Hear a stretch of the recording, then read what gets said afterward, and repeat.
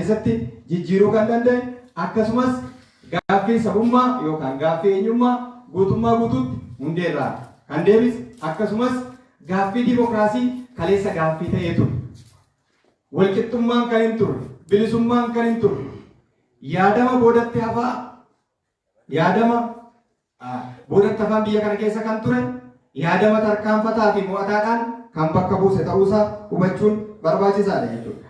Kana bu'uura godhachuudhaan gaaffiiwwan biyya kanaa keessatti gaafa paartiin badhaadhinaa hundeeffamu rakkinoota gurguddoo yookaan walxaxoo jaha keessatti kan hundeeffamu. Inni jalqabaa heddumminaa fi tokkummaa biyyaalessaa wal madaaluu dhabu. Itoophiyaan biyya aadaa, saba, afaan hedduu qabdu. Akkasumas immoo aadaa garaagaraa, amantii garaagaraa kan qabu. Garuu sirni siyaasaa wal simachuu dadhabuu kana hundeerraatii akka deebisuuf walxaxaa kana keessatti heddumminaa fi tokkummaan biyyaalessaa wal simuu dhabu keessatti uumame jechuudha.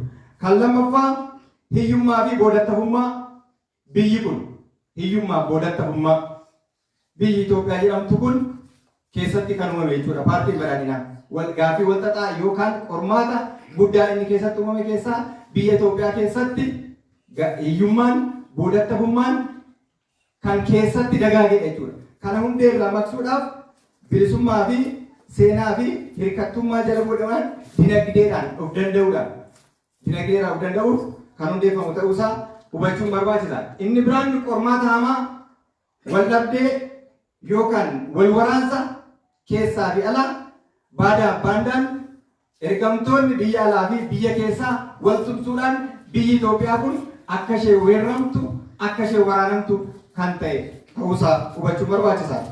Inni biraan sirni siyaasaa fi aadaan dimokiraasii biyya Itoophiyaa keessatti jiru kan sirna dimokiraasii hin ijaaramne waan ta'eef kunis gaaffii yookaan qormaata walxaxoo keessatti kan uumame ta'uusaa hubachuun barbaachisaadha. Akkasumas adeemsi ijaarsa biyyaa fi kan hin xumuramnee fi walii galteen biyyoolessaallee xumura irra kan hin ga'amne kunillee qormaata hamaa kan itti ta'e ta'uusaa hubachuun gaariidha. Akkasumas biyyi keenya biyya kan qabdu dhabdee ulaa ba'umsaatiin kan danqamte jechuudha. Kana gaafa jennu biyyi keenya duraan Itoophiyaan ulaa galaanaa hin qabdu turte. Egaa Eertiraa fi Itoophiyaan gargar ba'anii osoo qabdu qabeenyaa ishee jechuudha.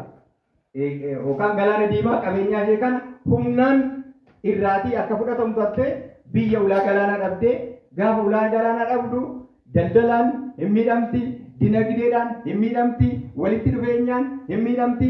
Qormaata gurguddoo kana keessatti dhalatee paartii qormaata keessatti dhalatee qormaata kana immoo callisee ilaale osoo hin taane gara carraatti jijjiiruudhaan injifannoo fi boonsaa gurguddaa kan argamsiise paartiin keenya paartii badhaadhinaati jechuudha.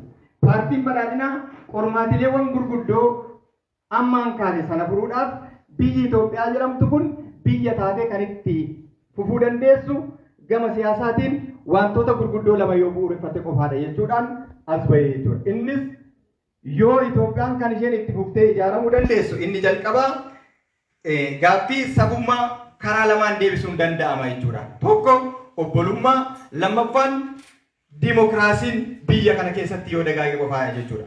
Obbolummaa gaafa jennu biyya Itoophiyaa keessa duraan bilisummaa fi walqixxummaan hin turre. Bilisummaa fi walqixxummaa fiduudhaan jibbinsa hambisuudhaan wal danda'anii biyya Itoophiyaa kana keessa biyya afaan hedduu, aadaa hedduu, amantii hedduu qabdudha waan ta'eef kanaan wal danda'anii jiraachuun dirqama akka ta'e hin amana paartiin keenya paartiin badhaadhinaa rakkoowwan kana hundumaa hambisuu danda'edha jechuudha. Kanaaf gaaffiiwwan gurguddoo biyya kana keessatti rakkoo hamaa ta'anii uumaman sana furuudhaaf cabinsa siyaasaa biyya Itoophiyaa keessa ture, cabinsa dinagdee biyya Itoophiyaa keessa ture, akkasumas immoo cabinsa hawaasummaa biyya kana keessa turee fi cabinsa dippiloomaasii biyya Itoophiyaa jedhamtu kana keessa ture karaa adda durummaadhaan furuu kan danda'edha jechuudha. Gama siyaasaatiin duraan biyya Itoophiyaa maal fakkaatti, har'a immoo maalirra jirti jennee yoo ilaalle tokko gama siyaasaatiin Itoophiyaa keessa duraan dirreen siyaasaa hin turre.